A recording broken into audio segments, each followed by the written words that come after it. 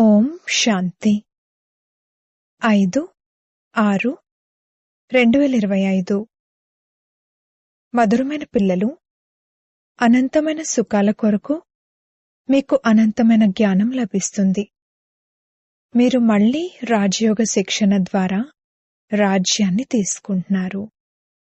ప్రశ్న: మీ ఈశ్వరీయ కుటుంబం ఏ విషయంలో పూర్తిగా అతీతమైనది?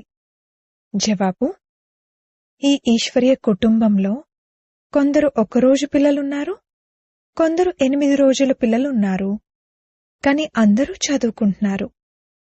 తండ్రే టీచర్గా అయి తమ పిల్లలను చదివిస్తున్నారు.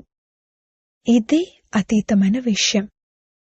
ఆత్మ చదువుకుంటుంది. ఆత్మ బాబా అనంటుంది, మరియు బాబా పిల్లలకు 84 జన్మల కథను వినిపిస్తారు. పాట: దూరదేశ నివాసి. ఓం శాంతి. వృక్షపతి వారం, దీనికి బృహస్పతి వారం అన్న పేరును పెట్టారు. ఈ పండగలు మొదలైన వాటినైతే ప్రతి సంవత్సరం జరుపుకుంటారు. మీరు ప్రతి వారము బృహస్పతి రోజును జరుపుకుంటారు. వృక్షపతి అనగా ఈ మనుష్య సృష్టి రూపీ వృక్షానికి బీజరూపుడు. వారు చైతన్యమైనవారు. వారికే ఈ వృక్షం యొక్క ఆది మధ్యాంతాల గురించి తెలుసు. ఇక మిగిలిన వృక్షాలేవైతే ఉన్నాయో అవన్నీ జడమైనవి. ఇది చైతన్యమైనది. దీనిని కల్పవృక్షమని అంటారు. దీని ఆయువు 5000 సంవత్సరాలు. మరియు ఈ వృక్షం 4 భాగాలలో ఉంది. ప్రతి వస్తువు 4 భాగాలలో ఉంటుంది. ఈ ప్రపంచం కూడా 4 భాగాలలో ఉంది. ఇప్పుడిది ఈ పాత ప్రపంచం యొక్క అంతిమం. ప్రపంచం ఎంత పెద్దది! ఈ జ్ఞానం మనుష్యమాతృలెవ్వరి బుద్ధిలోనూ లేదు. ఇది కొత్త ప్రపంచం కోసం కొత్త శిక్షణ. అలాగే కొత్త ప్రపంచం యొక్క రాజులుగా అయ్యేందుకు, అనగా ఆది సనాతన దేవీదేవతలుగా అయ్యేందుకు శిక్షణ కూడా కొత్తదే. భాష అయితే హిందీయే. బాబా అర్థం చేయించారు, ఎప్పుడైతే వేరే రాజ్యం స్థాపన అవుతుందో అప్పుడు వారి భాష వేరుగా ఉంటుంది. సత్యుగంలో ఏ భాష ఉంటుంది? అది పిల్లలకు కొద్ది కొద్దిగా తెలుసు. పూర్వం కుమార్తెలు ధ్యానంలోకి వెళ్లి చెప్తూ ఉండేవారు, అక్కడ సంస్కృతం ఏమీ ఉండదు. సంస్కృతమైతే ఇక్కడ ఉంది కదా. ఏదైతే ఇక్కడ ఉంటుందో అది అక్కడ ఉండదు. వీరు వృక్షపతి అని పిల్లలకు తెలుసు. వారిని తండ్రి మరియు వృక్ష రచయిత అని కూడా అంటారు. వీరు చైతన్య బీజరూపుడు. అవన్నీ జడమైన బీజాలు. పిల్లలు సృష్టి యొక్క ఆది మధ్యాంతాల గురించి కూడా తెలుసుకోవాలి కదా. ఈ సమయంలో జ్ఞానం లేని కారణంగా మనుషులకు సుఖం లేదు. ఇది అనంతమైన జ్ఞానం. దీని ద్వారా అనంతమైన సుఖం లభిస్తుంది.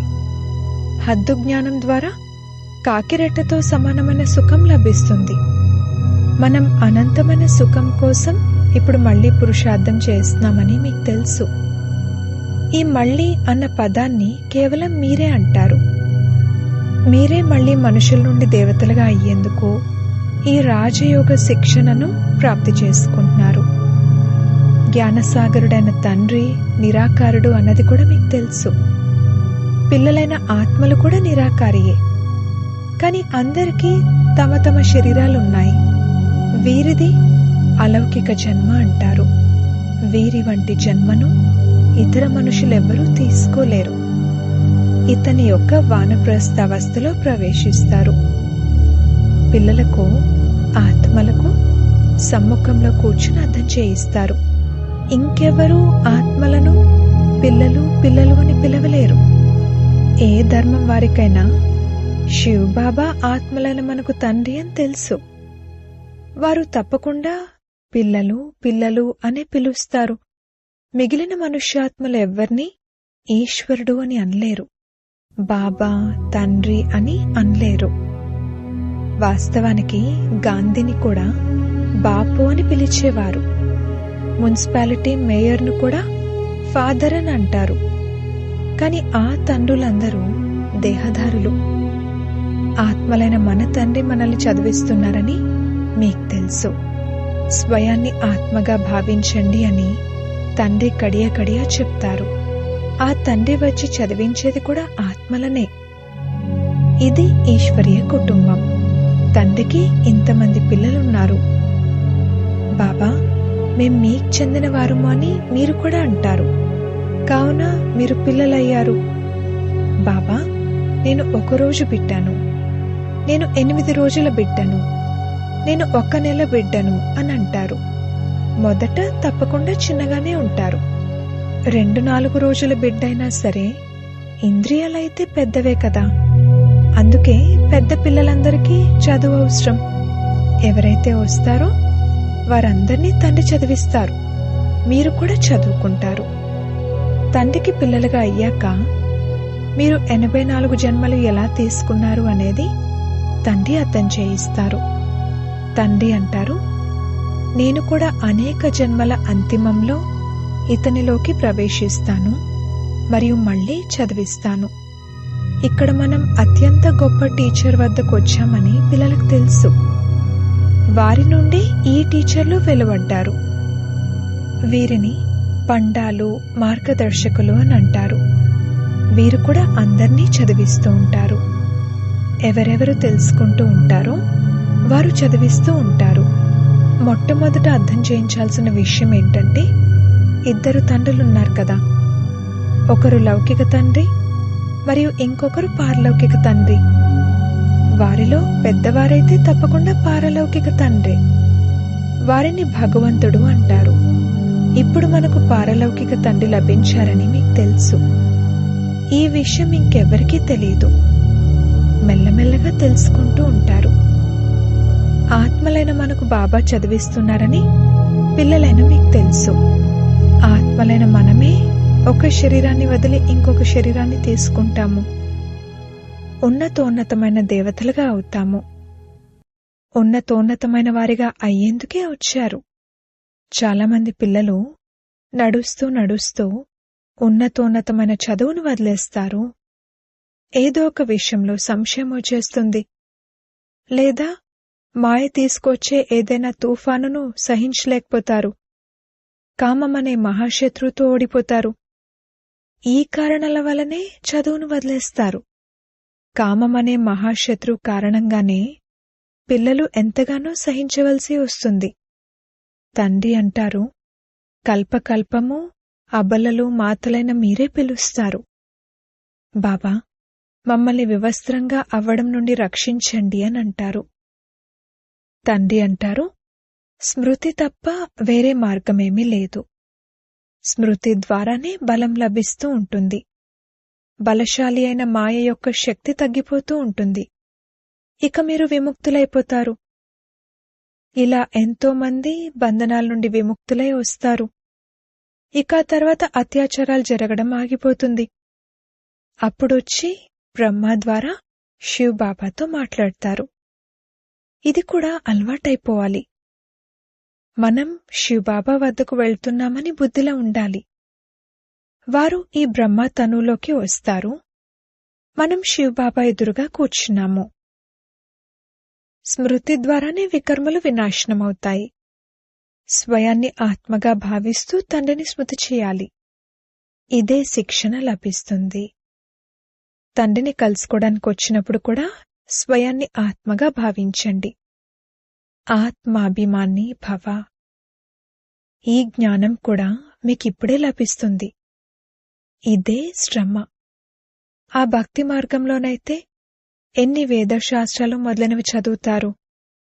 ఇక్కడైతే కేవలం ఒకటే శ్రమ ఉంది, కేవలం స్మృతి చేసే శ్రమ. ఇది ఎంతో సహజాతి సహజం కూడా, అలాగే అతి కష్టతరమైంది కూడా. తండ్రిని స్మృతి చేయడం దీనికన్నా సహజమైన విషయం ఇంకేదీ ఉండదు. కొడుకు జన్మించగానే నోటి నుండి బాబా బాబా అనగా తండ్రి అని వెలువడుతుంది. కూతురు నోటి నుండి అమ్మ అని వెలువడుతుంది. ఆత్మ స్త్రీ శరీరాన్ని ధారణ చేసింది.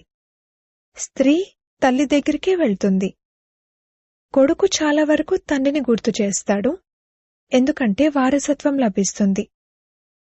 ఇప్పుడు ఆత్మలైన మీరందరూ అయితే కొడుకులు, మీకు వారసత్వం తండ్రి నుండి లభిస్తుంది. స్మృతి చేయడం ద్వారా ఆత్మకు తండ్రి నుండి వారసత్వం లభిస్తుంది. దేహాభిమానులుగా ఉన్నట్లయితే వారసత్వం పొందడం కష్టమవుతుంది.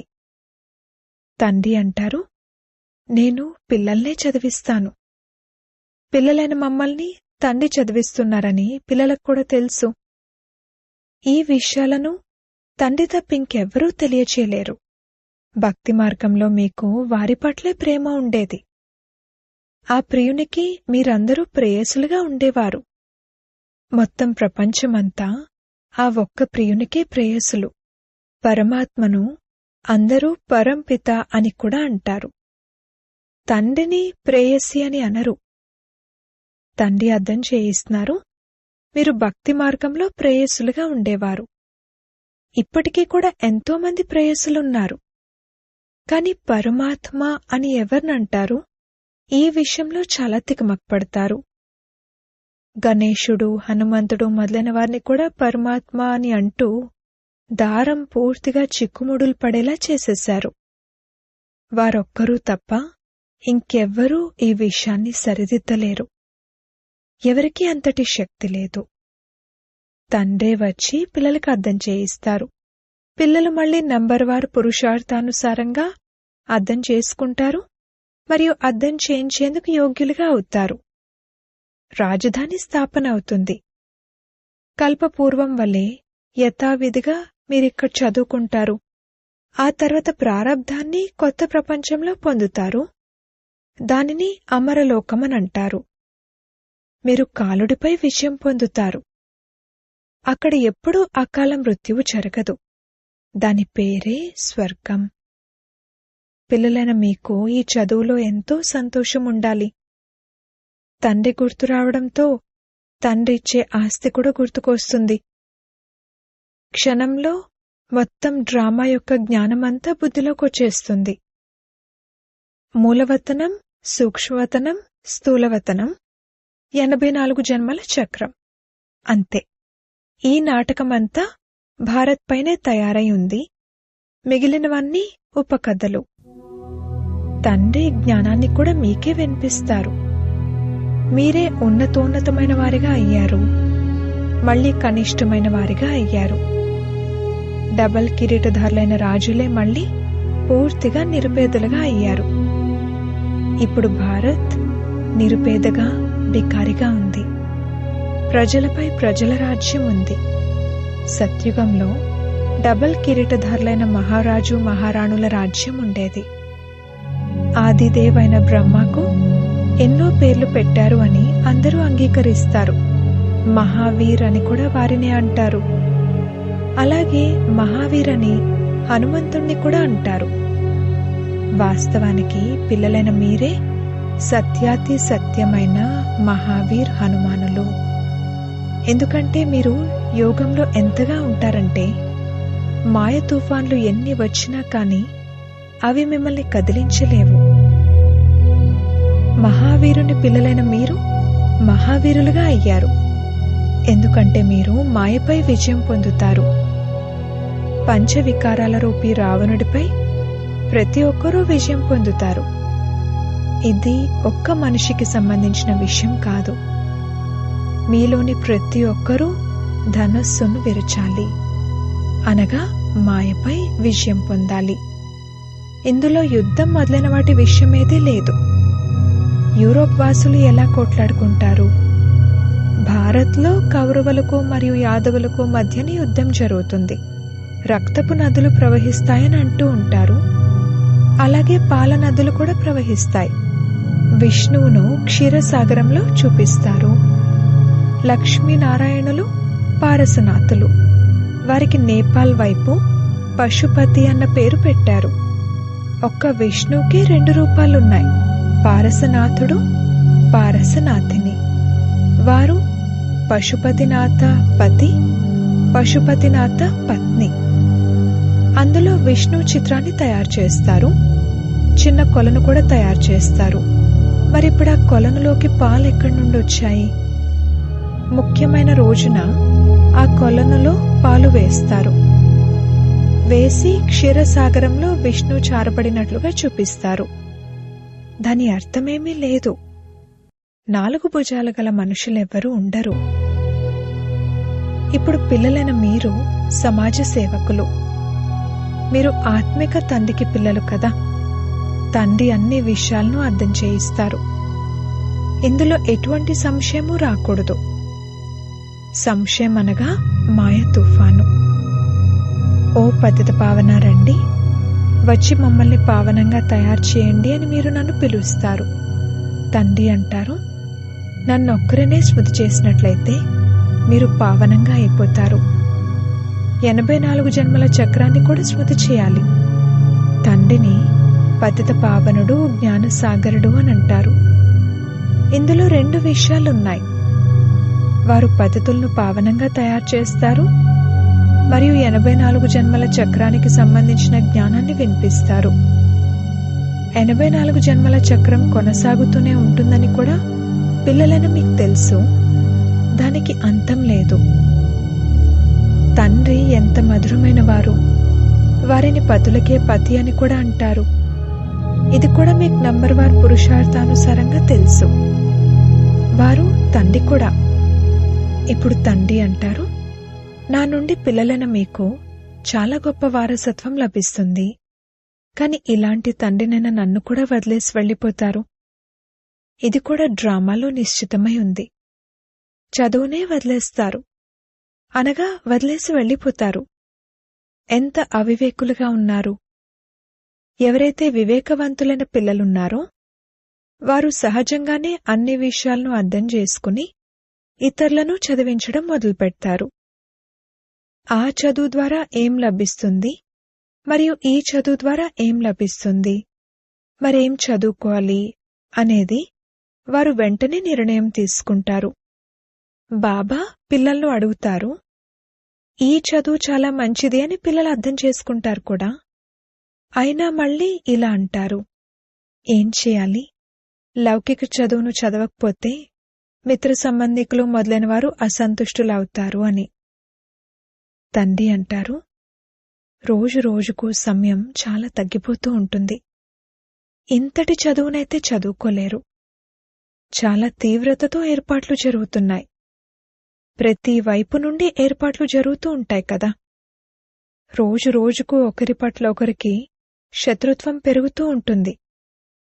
ఎటువంటి వస్తువులను తయారు చేశామంటే అవి వెంటనే అంతం చేసేస్తాయి అని అంటారు కూడా. డ్రామానుసారంగా ఇప్పుడింకా యుద్ధం మొదలవ్వదు. రాజ్యస్థాపన జరగనున్నది. అప్పటి వరకు మనం కూడా ఏర్పాట్లు చేసుకుంటున్నాము అని పిల్లలైనా మీకు తెలుసు. వీరు కూడా ఏర్పాట్లు చేస్తూ ఉంటారు. మీ ప్రభుత్వం చివర్లో ఎంతగానో వెలువడనున్నది. ఓ ప్రభు నీ లీలా అని గానం కూడా చేస్తారు. ఇది ఈ సమయం యొక్క గాయనమే. మీరిచ్చే గతి, మీరు చూపే మార్గము అతీతమైనవి అని కూడా అంటూ ఉంటారు. ఆత్మలందరి పాత్ర అతీతమైనది. ఇప్పుడు తండ్రి మీకు శ్రీమతాన్ని ఇస్తున్నారు.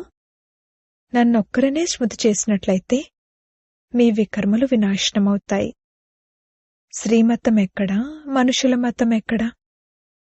విశ్వంలో శాంతిని పరంపిత పరమాత్మ తప్ప ఇంకెవ్వరూ స్థాపించలేరని మీకు తెలుసు. 100% పవిత్రత సుఖశాంతులను 5000 సంవత్సరాల క్రితం వలె డ్రామానుసారంగా స్థాపన చేస్తున్నారు. అది ఎలా అనేది వచ్చి అర్థం చేసుకోండి. పిల్లలైన మీరు కూడా సహాయకులుగా అవుతారు. ఎవరైతే ఎంతో సహాయం చేస్తారో వారు విజయమాలలోని మణులుగా అవుతారు. పిల్లలైన మీ పేర్లు కూడా ఎంత రమణీకంగా ఉండేవి. ఆ పేర్ల లిస్ట్ను ఆల్బంలో పెట్టాలి. మీరు బట్టీలో ఉండేవారు. ఇళ్ళు వాకిళ్లను వదిలి వచ్చి తండ్రికి చెందినవారుగా అయ్యారు. నేరుగా భట్టీలోకొచ్చి కూర్చున్నారు. అది ఎటువంటి పక్కా భట్టి అంటే దాని లోపలికి ఎవ్వరూ రాలేరు. తండ్రికి చెందినవారుగా అయిపోయారు అన్నప్పుడు మరి పేరు తప్పకుండా ఉండాలి. అన్నింటినీ సమర్పణ చేసేశారు, అందుకే పేర్లు పెట్టారు. ఇది అద్భుతం కదా. తండ్రి అందరికీ పేర్లు పెట్టారు. అచ్చా, మధురాతి మధురమైన సిక్కిలదే పిల్లలకు మాతా పిత బాప్దాదాల ప్రియ స్మృతులు మరియు గుడ్ మార్నింగ్. ఆత్మిక పిల్లలకు ఆత్మిక తండ్రి నమస్తే. ధారణ కొరకు ముఖ్య సారము. మొదటి పాయింట్, ఏ విషయంలోనూ సంశయబుద్ధి కలవారిగా అవ్వకూడదు. మాయా తుఫాన్లను మహావీరులుగా దాటాలి. ఎంతగా యోగంలో ఉండండంటే మాయా తుఫాన్లు కదిలించలేకపోవాలి. రెండవ పాయింట్, వివేకవంతులుగా అయి తమ జీవితాన్ని ఈశ్వర్య సేవలో నిమగ్నం చేయాలి. సత్యాతి సత్యమైన ఆత్మిక సమాజ సేవకులుగా అవ్వాలి. ఆత్మిక చదువును చదవాలి మరియు చదివించాలి. వరదానము. అహం అనగా అహంకారము మరియు వహం అనగా అనుమానము, వీటిని సమాప్తం చేసి దయార్థ హృదయులుగా అయ్యే విశ్వ కళ్యాణకారి భవ. ఎటువంటి అవగుణాలు కలవారైనా, కఠినమైన సంస్కారాలు కలవారైనా, మందబుద్ధి కలవారైనా, సదా నింద చేసే ఆత్మైనా సరే, దయార్థ హృదయులైన విశ్వ కళ్యాణకారి పిల్లలెవరైతే ఉన్నారో వారు సర్వాత్మల పట్ల లాఫుల్గా ఉండటంతో పాటు లవ్ఫుల్గా కూడా ఉంటారు. ఎప్పుడూ కూడా వీరైతే ఎప్పుడు మారలేరు, వీరైతే ఇలానే ఉంటారు, లేదా వీరేమీ చెయ్యలేరు, నేనే అంతా, అసలు వీరేమీ కాదు అనేటువంటి అనుమానం వారికి కలగదు. ఈ విధమైన అహంకారాన్ని మరియు అనుమానాన్ని వదిలి బలహీనతలు మరియు లోపాలను గురించి తెలిసి ఉండి కూడా క్షమించేటువంటి దయార్థ హృదయులైన పిల్లలే విశ్వ కళ్యాణ సేవలో సఫలురవుతారు. స్లోగన్. ఎక్కడైతే బ్రాహ్మణుల తనువు మనసు ధనముల సహయోగం ఉంటుందో అక్కడ సఫలత తోడుగా ఉంటుంది. అవ్యక్త ప్రేరణలు. ఆత్మిక స్థితిలో ఉండే అభ్యాసం చేయండి, అంతర్ముఖులుగా అవ్వండి. ఆత్మలెప్పుడైతే మీ ఆత్మిక స్వరూపాన్ని అనుభవం చేస్తారో అప్పుడు వారు బాబా వైపుకు ఆకర్షితులై ఓహో ప్రభు అన్న పాటను పాడతారు మరియు దేహభానం పరంగా సహజంగా అర్పణైపోతారు. ఓహో మీ భాగ్యము, ఓహో నా భాగ్యము. ఈ భాగ్యపు అనుభూతి కారణంగా దేహం మరియు దేహ సంబంధాల స్మృతిని త్యజిస్తారు. అచ్చా. ఓం శాంతి.